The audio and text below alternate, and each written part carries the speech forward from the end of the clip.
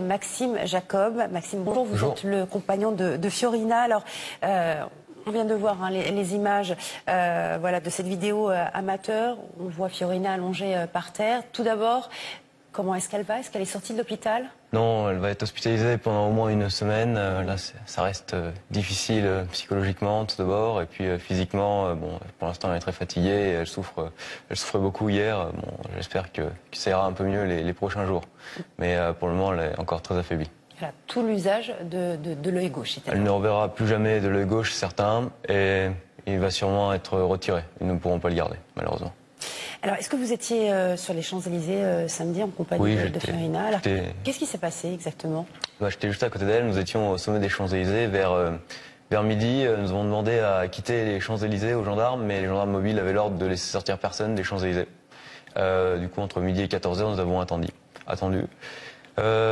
Et sur les coups d'environ 14h, un magasin qui était protégé par des panneaux en bois a été vandalisé. Les panneaux en bois ont été arrachés puis incendiés. Là, les CRS sont intervenus pour repousser la foule, pour permettre aux pompiers de rentrer sur les Champs-Élysées et éteindre cet incendie. Les casseurs étaient à la droite des CRS. Et les CRS, quand ils sont rentrés, ils ont tiré non pas seulement à droite, mais aussi à gauche et droit devant. Nous étions à gauche le plus loin possible. Nous avons reculé jusqu'au barrage de police, acculé contre un mur. Et là, lors de la charge, une grenade explose à quelques mètres de moi. Et quelques secondes plus tard, un autre projectile viendra atteindre Fiorina qui va s'effondrer.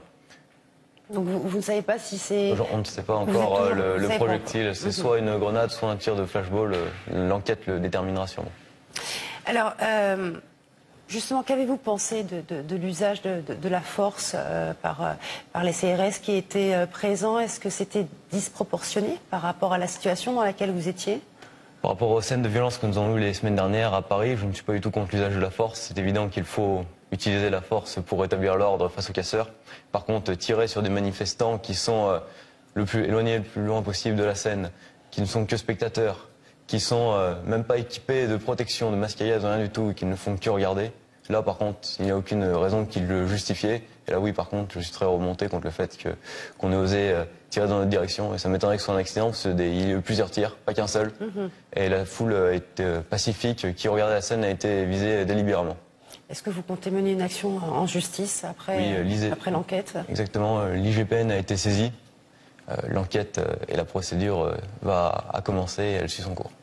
Alors, on l'a vu sur les réseaux sociaux, cette cagnotte qui est encore ouverte.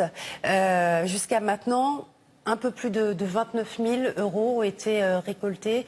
Est-ce que ce geste des Français vous touche?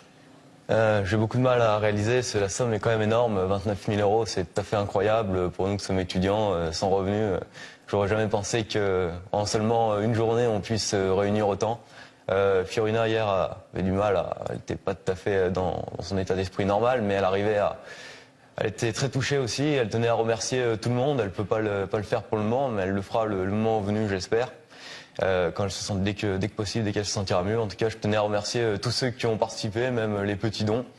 C'est très gentil de votre part et nous sommes très touchés de ce grand élan solidaire pour aider cette manifestante innocente qui a perdu la vie, malheureusement. La vue, malheureusement. Voilà. Juste une dernière question, Maxime, puisque vous étiez donc à Paris pour manifester, vous venez d'Amiens. Vous avez dû écouter hier le président de la République s'adresser aux Français. Est-ce que vous êtes satisfait des mesures qui ont été prises ou est-ce que vous avez envie de continuer à militer, même s'il y a eu cet incident avec votre compagne? Ça reste difficile à dire, les mesures, il va falloir les analyser plus en détail. Pour le moment, je ne pense pas qu'elles répondent aux gilets jaunes en particulier. Peut-être pour les retraités, oui, c'est une très bonne avancée, la baisse, la suppression de la CSG.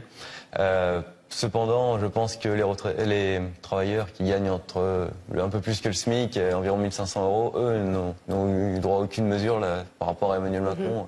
Peut-être la défiscalisation des heures supplémentaires, mais ça me paraît un petit peu léger par rapport à toutes les revendications qu'ils avaient demandées. Je pense qu'Emmanuel Macron a trop attendu pour faire cette déclaration et maintenant il va peut-être falloir faire un peu plus. Moi, est-ce que je vais militer encore? Oui, il y a d'autres, il reste des points, notamment je sais pas, peut-être l'écologie, l'indexation des retraites ou des APL sur le coût de la vie, etc. Il y a beaucoup de choses à faire avancer encore. C'est pour ces raisons-là que vous êtes monté à Paris samedi dernier? Il y avait de nombreuses raisons, oui. Il y avait notamment le fait que les APL 5 euros avaient été retirés sur les APL, qu'elles ne sont plus indexées sur le coût de la vie. Moi, je pense à tous ces travailleurs qui gagnent 1 500 euros par mois. Peut-être c'est pas mon cas, mais peut-être que d'ici 10 ans, ce sera moi. Alors bon, il faut peut-être se mobiliser un moment. Il y avait le pacte de Marrakech, les mesures écologiques qui sous l'augmentation du prix du carburant sous couvert écologique, c'est une enfumade. Les mesures écologiques ne sont pas prises et il y a tout un tas de choses à faire. Et je pense qu'Emmanuel Macron n'est pas à la hauteur des défis de notre siècle. Merci beaucoup en tout cas Maxime Jacob d'avoir été notre invité ce matin sur notre plateau. Je rappelle, vous êtes le compagnon de Fiorina et on lui souhaite un très bon rétablissement. Merci. Merci à vous.